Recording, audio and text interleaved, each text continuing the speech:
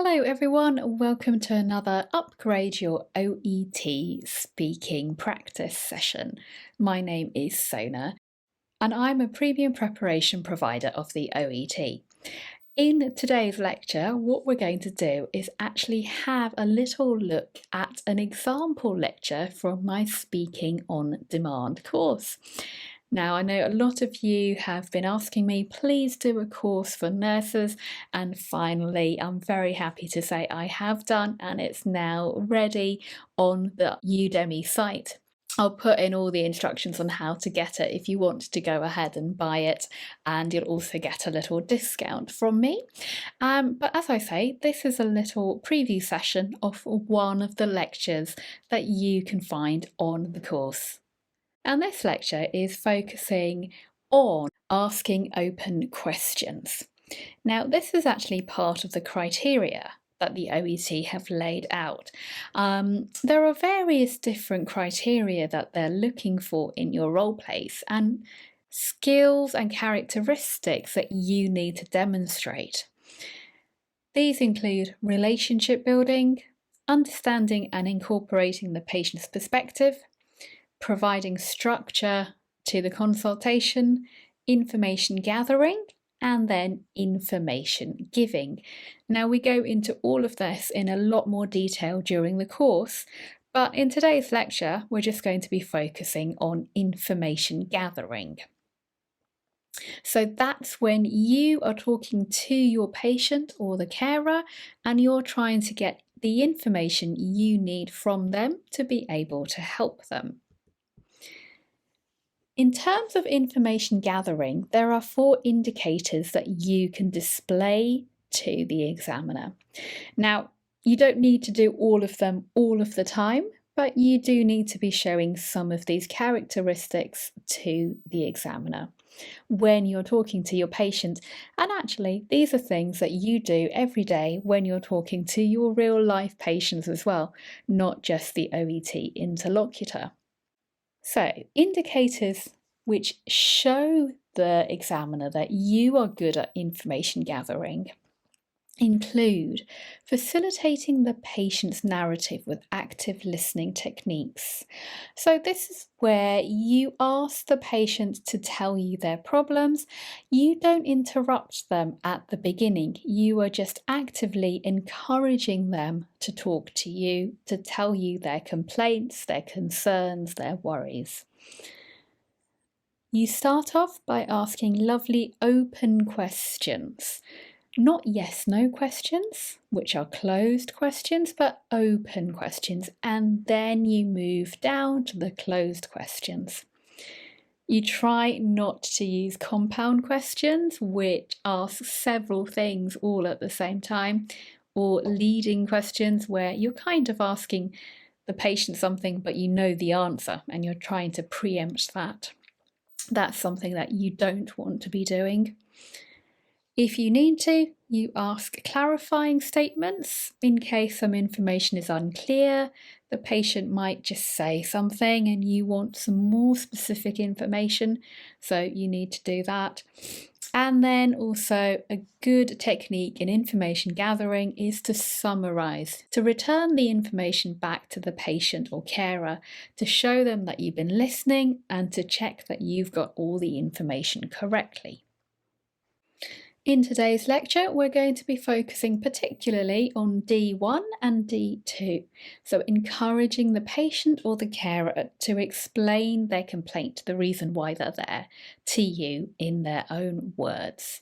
So this is at the beginning after you've greeted the patient or the carer and you're asking them to explain why they're there. Let's have a listen to the lecture.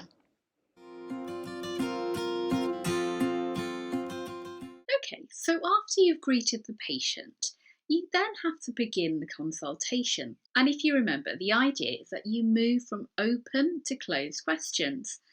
Open so that the patient can tell you why they're seeing you in their own words, and then closed as you narrow down and ask them the questions that you think are important, and that will help you give your care and advice to the patient.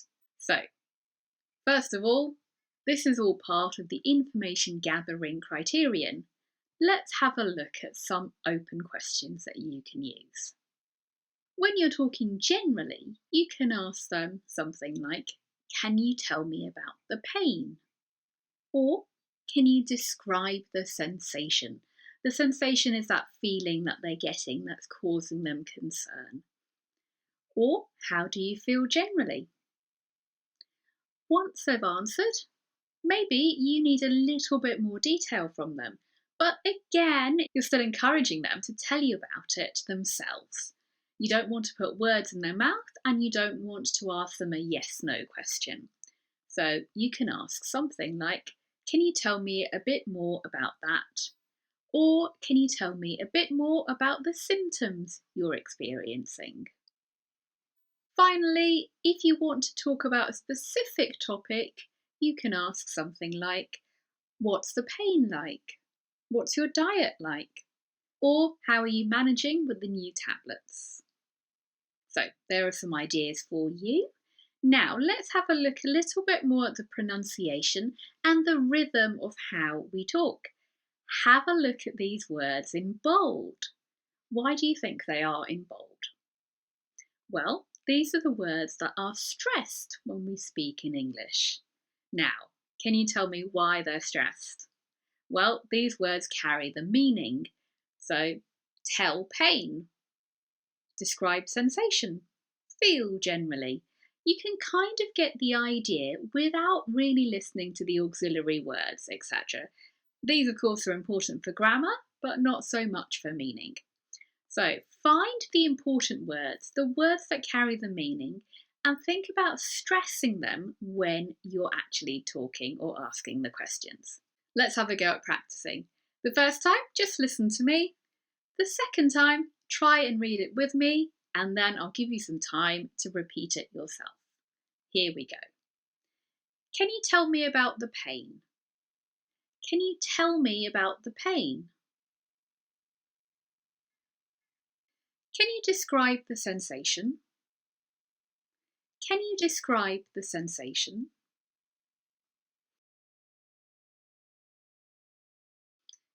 I just want to pause for a minute here. Listen to this opening. Can you? Can you? It's quite a weak can. Can you describe the sensation? You don't really hear this can too strongly. Can you describe the sensation? And this one. How do you feel generally? How do you feel generally?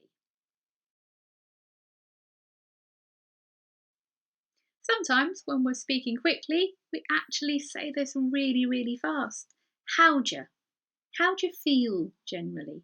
So you may hear that. Don't worry about trying to copy it if it's too difficult, but just concentrate on these words here. How do you feel generally? Let's look at this set. Can you tell me a bit more about that? Can you tell me a bit more about that? Again, listen to this. More about. That links together there. Can you tell me a bit more about that?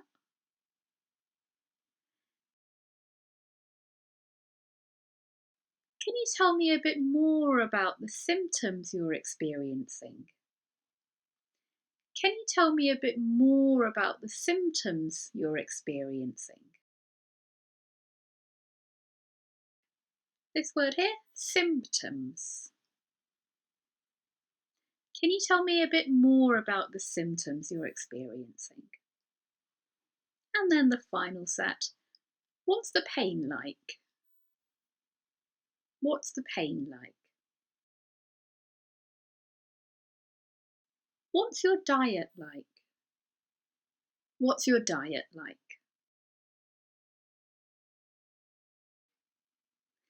How are you managing with the new tablets? How are you managing with the new tablets?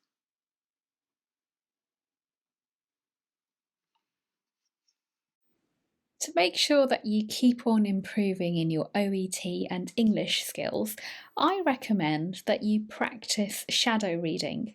So read along with me or with somebody else and try and match the pace and the tone.